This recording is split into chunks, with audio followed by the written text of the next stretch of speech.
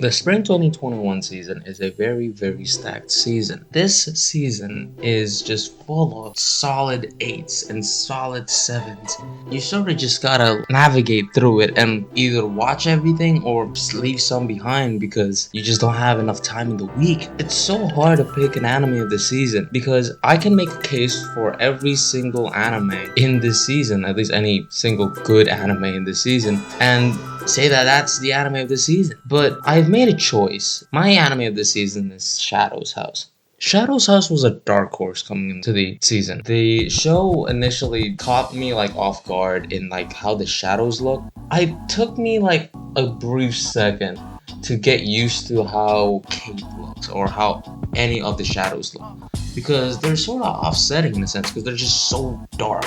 And it just sort of felt weird. I can't really support a waifu that I can't even see its face of. And I get that Emilico is their face and the dolls are their face, but they're so different from each other. Kate and Emilico, for example, are just so different characters from each other that they're not really the same people. I could see Kate having such a different face. But after looking past the weird look of the shadows, you get to realize that this show is so interesting and just so mysterious. At least for the first 6 episodes, you're just sort of just bombarded by information and just confusions and questions. I remember the first time watching the show, I was just what's up with everything? Why is the dolls going through a small window just to get out? Why is the dolls not bathing their suit? Instead, they're washing it off with wind.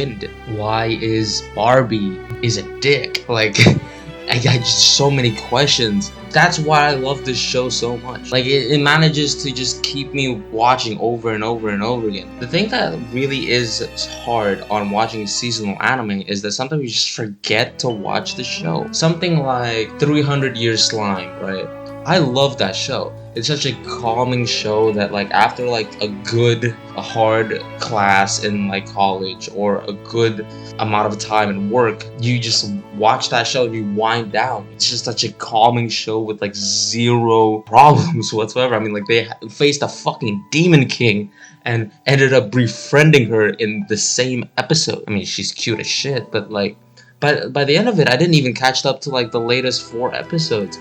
Just because that I know that nothing's gonna happen and I don't really have anything to watch it for, But when it comes to Shadow's House, that you just want to keep on knowing what the fuck is happening with Kate and what's have you. It's just a very, very interesting show. Also, the characters, besides the 2 main characters, are great. I think Patrick and Ricky just has a very, very interesting chemistry with each other. I mean, one leads the other. It's weird that the doll is leading the shadow, and just honestly just so cool. Lou and her shadow, Louise. Again, interesting chemistry. Lou is a very conservative person and would sometimes just take a backstep when it comes to treating her master, treating her shadow. She would just let fucking her shadow just grab onto her, just has this sort of weird sexual thing. I sort of want to know how that just ends up advancing, considering that the other pairs, Sean and John, they're very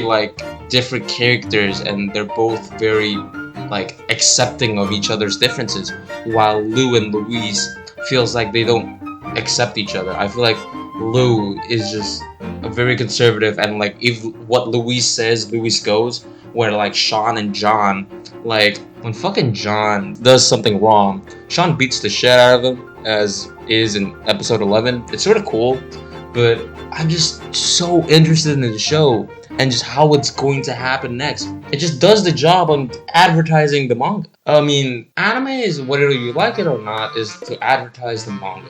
When you watch an anime, you sometimes want to know what happens next. Of course, it's human nature. Manga sales just flow through the roof after an anime is aired, whether a good adaptation or not. And the manga of this show is fully fucking colored. You know how rare that is? Having a fully colored manga, and it looks fucking stunning too. It's just honestly a good show and deserves anime of the season, but not by a long shot. I mean, just to give a quick shout out to the other great shows, Odd Taxi that I made a video on, You can check that in the description, or that weird eye thing right there. And another show, Vivi's for an Eye Song. I mean, just awesomely animated, looks so stunning, and has a such a touching plot. With the songs are so good, bro. I mean, like they're like must playlist songs. They're just, trust me on that. Sing My Pleasure is a banger. Vivi's for an Eye Song, like the actual song, is a fucking banger. It deserves a shout out for that. Nagatoro deserves a shout out. I knew this anime coming in, like I read through the manga, and I can't be ashamed that fucking adaptation is just superb. It looks stunning. Shadow's House not by far winning it, but nonetheless, just a very interesting show, and that what just separates it from the other shows.